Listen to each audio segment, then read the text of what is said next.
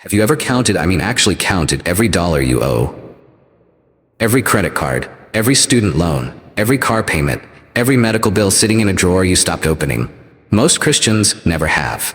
And that is exactly where the enemy wants you. We think debt gets killed by a raise, a windfall, a miracle check in the mail. We wait for rescue while the interest eats us alive every single month. But when God sets a man free from debt, it rarely looks like a miracle. It looks like a method. It looks ordinary. It looks like a wall, broken, rebuilt stone by stone in the fear of God. Over 2,000 years ago, a man named Nehemiah walked into a city that looked exactly like your finances right now. Walls torn down, gates burned, the people inside drowning in debt to their own brothers, selling their children to pay the interest, crying out with no way up. And God gave that one man 7 habits, 7 movements that didn't just rebuild a city. They killed the debt that was killing his people. If you are tired of praying about your debt and watching nothing move, if you are ashamed of a balance you cannot say out loud, if you have tithed faithfully and still cannot breathe under what you owe, hear me. This message is for you, because your rescue is not coming in the mail, it is coming through your own hands, the way it came through Nehemiah's. Today I'm going to give you the 7 debt-killing habits God revealed to Nehemiah, the same 7 that will rebuild the financial walls of your life. Not theory, not motivation, habits, executable this week. Stay with me to the end, because the 7th one is the habit almost no Christian will do. And it is the one that decides whether you stay free or end up right back in the rubble a year from now. Habit 1, grieve it, then govern it. Before you touch a single bill, you do what almost no Christian actually does. You sit down alone and you count. Every credit card, every student loan, every car payment, every medical bill in the drawer you stopped opening, every Klarna, Affirm, and Afterpay balance hiding in your inbox, every dollar you owe a friend or a family member, you write the real number on one page and you bring it to God. Honestly, not dramatically.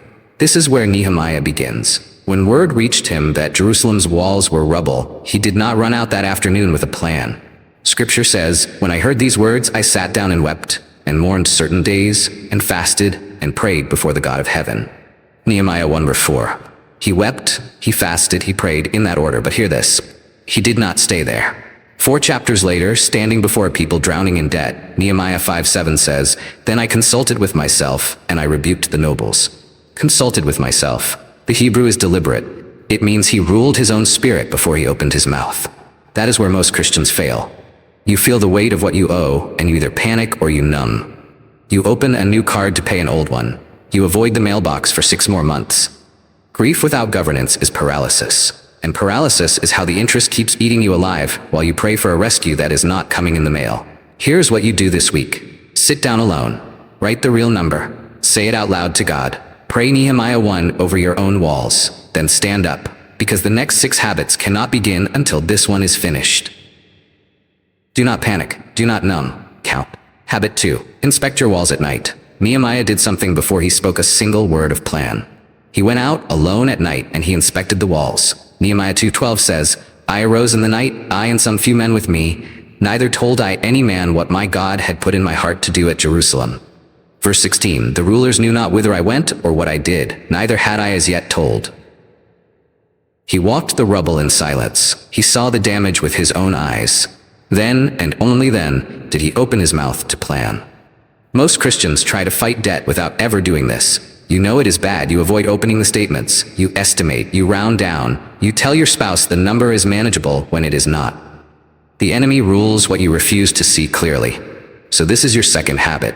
Alone, in silence. You list every single debt on one page, the creditor's name, the exact balance to the dollar, the APR, the minimum payment, the due date, the payoff total. You do not guess, you do not round. You write the real shape of the broken wall.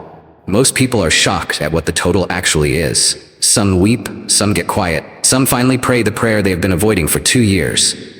That is the point. You cannot rebuild what you have not inspected.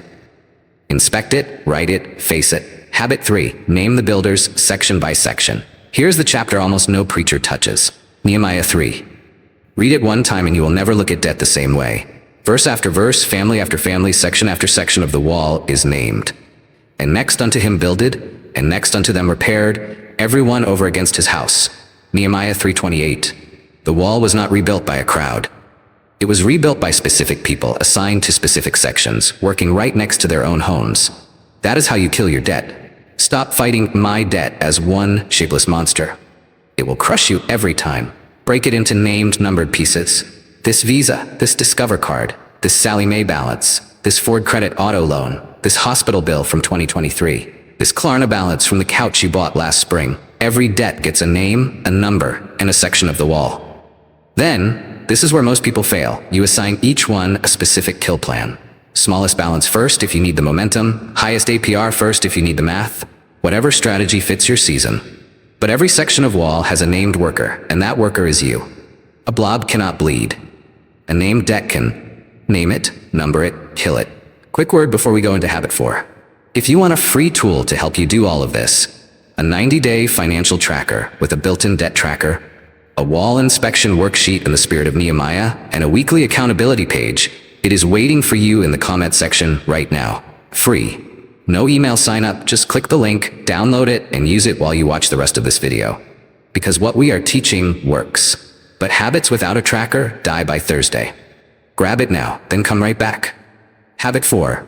Build with a trowel in one hand and a sword in the other. This is the habit that closes the back door. Nehemiah 4:17-18 says, "They which builded on the wall, and they that bear burdens, every one with one of his hands wrought in the work, and with the other hand held a weapon. For the builders, every one had his sword girded by his side, and so builded." 2 movements at the same time. The trowel is a fence, you earn more. Side work, sell what you do not use. Every spare dollar goes to the balance. The sword is defense, you stop the bleeding, you cancel subscriptions you forgot you had. You kill the DoorDash habit. You close the Amazon cart. You refuse the new phone you do not need. You say no to the weekend that was going on a card. Because here is what most Christians miss. Paying down debt while still adding new debt is filling a bucket with a hole in it. You will stand there 10 years from now, tired, older, still swinging, wondering why the water level never rises. The bucket has a hole. Plug it. Both hands must move. Trowel and sword. Earning and guarding. Offense and defense. Every day.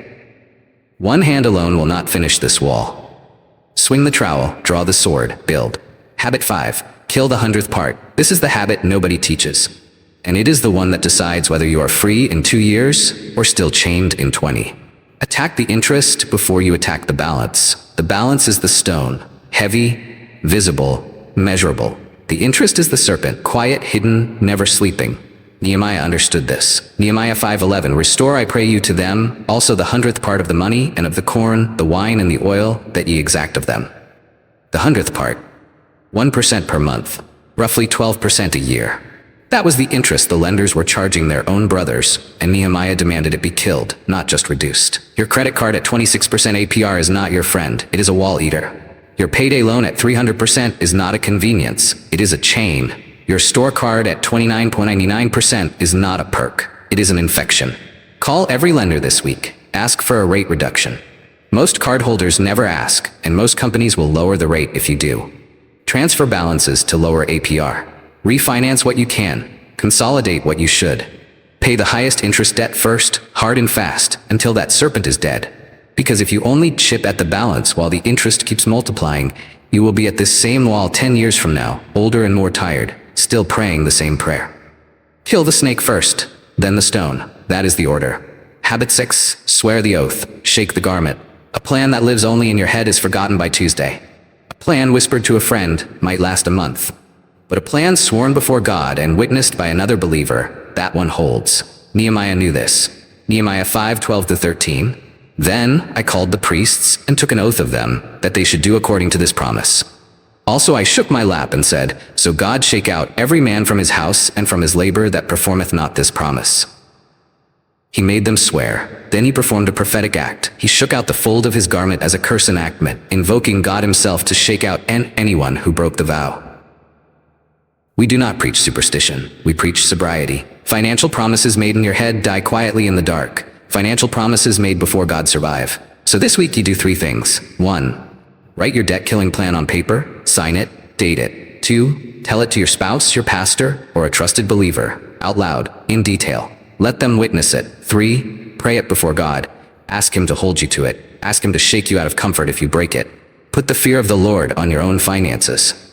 Because a promise without weight is a lie you tell yourself. Write it, witness it, swear it before God. Habit 7. Refuse the governor's bread. This is the habit almost no Christian will do. And it is the one that decides everything. Nehemiah was the governor. He had the legal right to the governor's food allowance. He had the legal right to the tax the previous governors collected, 40 shekels of silver plus food and wine. All of it was his by law.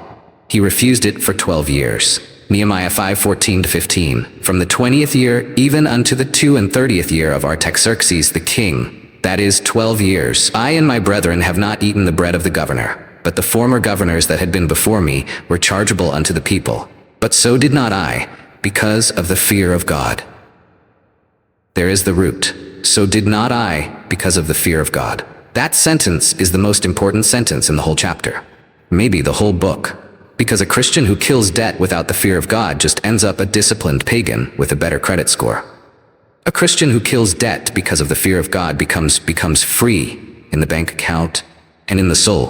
So here is the 7th habit. Downgrade your lifestyle for the duration of the war. The daily Starbucks, the DoorDash habit, the Amazon scroll, the upgrade on a phone that already works, the bigger truck, the Target run that was supposed to be $20 and became $150, the all-inclusive vacation put on a card, the 3rd streaming service. None of these are sin. They are the governor's bread. You are entitled to them. Refuse them anyway. Not because God told you to be poor, but because you fear him more than you fear discomfort. Live like you earn half of what you earn for as long as it takes, because this is the habit that closes every back door the other 6 leave open. Without this one, everything leaks. Refuse the bread, fear the Lord, live free. Now hear me one last time. Before you click away, before you forget, Nehemiah did all 7 of these things. The wall was built, the debt was killed, the people swore the oath, the garment was shaken. He refused the governor's bread for 12 years, and then he left. Nehemiah 13, he came back years later. And when he walked back into that same city, the corruption had crept back in. Tithes unpaid, the Sabbath broken, a pagan man living in the rooms of the temple itself. Nehemiah 13:11. Then contended I with the rulers and said, why is the house of God forsaken? The wall he rebuilt was still standing, but inside those walls everything had rotted again. Hear me. You can do all 7 habits. You can pay off every card. You can close every loan. And 5 years from now, you can find yourself right back in the rubble. Because debt killing is not a one-time event. It is ongoing vigilance. The fear of God that got you out must be the fear of God that keeps you out. So when you finish this wall, stay on it, walk it, inspect it every month. Refuse the bread that tries to creep back in. Because freedom is not a finish line. It is a watchtower. Build the wall. Guard the wall. Fear the Lord. And the God who raised up Nehemiah will do the same for you.